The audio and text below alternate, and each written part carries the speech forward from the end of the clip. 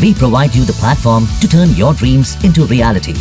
Give wings to your aspirations with KR Mangalam University. अब खबर पहलगांव हमले में एनआईए जांच की।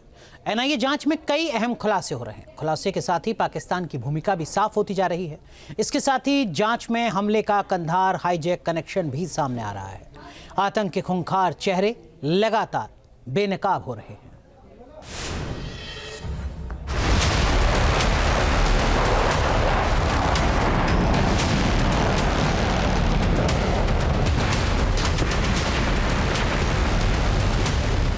आतंक के पनागाह पाकिस्तान को मुंहतोड़ जवाब देना है।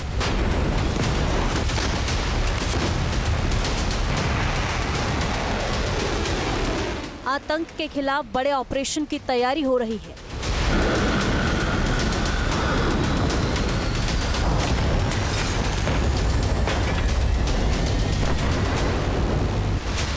इसके साथ ही आतंकी हमले को लेकर एनआईए की जांच में बड़े खुलासे हो रहे हैं।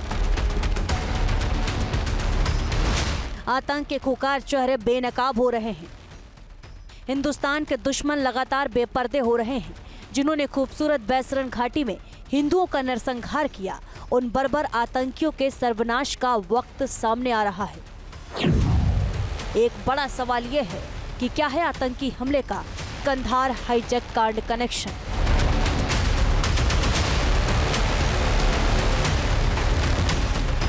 छब्बीस साल पहले इस हाईजैक कांड को अंजाम दिया गया था। इस हमले में हाईजैक कांड के एक किरदार की बड़ी भूमिका है। इस कनेक्शन के डिटेल में जाने से पहले इस हमले से जुड़े कुछ बेहद अहम खुलासों का जिक्र जरूरी है। वो खुलासे जो कश्मीर में मौत बांटने वाली मुनीर डॉक्ट्रिन की तस्दीक करती है।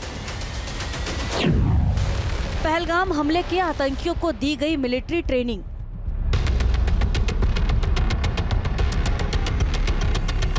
जी हां, छोटी मोटी बंदूक चलाने की ट्रेनिंग नहीं, आतंकी हमले के लिए मिलिट्री ट्रेनिंग। ऐसी मिलिट्री ट्रेनिंग जिसके जरिए आतंकियों को निहत्थे लोगों को नरसंहार के लिए प्रशिक्षित किया गया।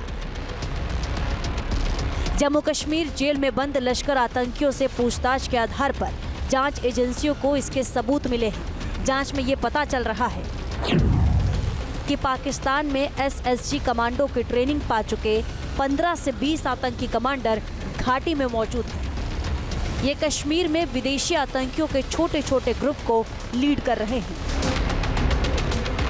एसएसजी कमांडो यानी पाकिस्तान आर्मी के special service group commando.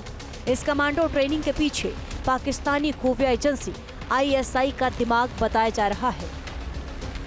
Jammu Kashmir के अंदर पाकिस्तानी आतंकवादी पाकिस्तान की सेना से ट्रेनिंग प्राप्त है, ये तो पुरानी बात हो गई। लेकिन अब जो नई खबर निकल के आई है एनआईए की जांच के अनुसार, उसमें पाकिस्तान की सेना के कमांडो, एसएसजी के कमांडो आतंकियों के भेष में जम्मू कश्मीर के अंदर मौजूद है और उनकी संख्या 15 से लेकर के 20 हो सकती है। अगर एसएसजी की बात करें तो ये स्पेशल कमांडोज होते हैं जो आतंकी लश्कर-ए-तौयबा के रिक्रूट के रूप में काम कर रहे हैं। स्पेशल सर्विस ग्रुप के ये कमांडो है जो गांधरबल, बूढ़ा पथरी और पहलगांव के इलाके में मौजूद है। साजिश की परतें लगातार उजागर हो रही हैं। इसके साथ साफ हो रहा है कि हमला सोची समझी महीनों की प्लानिंग का हिस्सा था। घटना स्थल की बार बार रैकी, सुरक्षा बलों की तैनाती का पैटर्न, हमले के बाद भागने के लिए 60 से 80 मिनट का वक्त, सटीक तरीके से पूरी प्लानिंग की गई।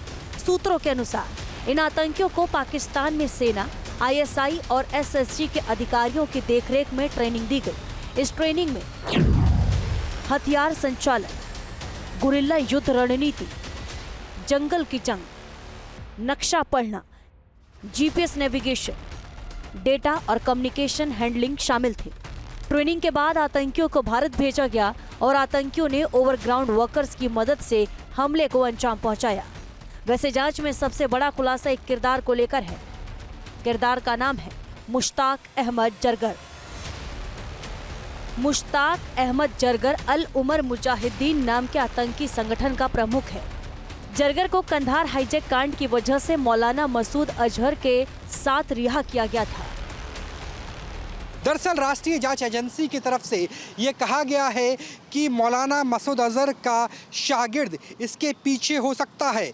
एक संगठन है, आतंकी संगठन, उसका नाम है अल उमर मुजाहिदीन, जिसका मुखिया मुश्ताक अहमद जगर है। इसकी भूमिका इस आतंकी हमले के पीछे बताई जाती है। मुश्ताक अहमद जगर दरअसल कांधार हाईजैक में मौलाना मसूद अजहर के साथ ही रिहा हुआ था। 2023 में उसके घर को ही कुर्क किया गया था श्रीनगर के डाउनटाउन के इलाके में। जैसे जैसे जांच में खुलासे हो रहे हैं, पाकिस्तान का आतंकी नेटवर्क फिर दुनिया के सामने बेपर्दा हो रहा है। साजिश और हमले के हर स्तर पर मुनीर और उसकी मौत बांटने वाली फौज की भूमिका साफ हो चुकी है। दिल्ली से राहुल डबास के साथ team news nation. News nation अब व्हाट्सएप पर। खबरों के ताजा अपडेट के लिए न्यूज़ नेशन के इस QR कोड को स्कैन करें।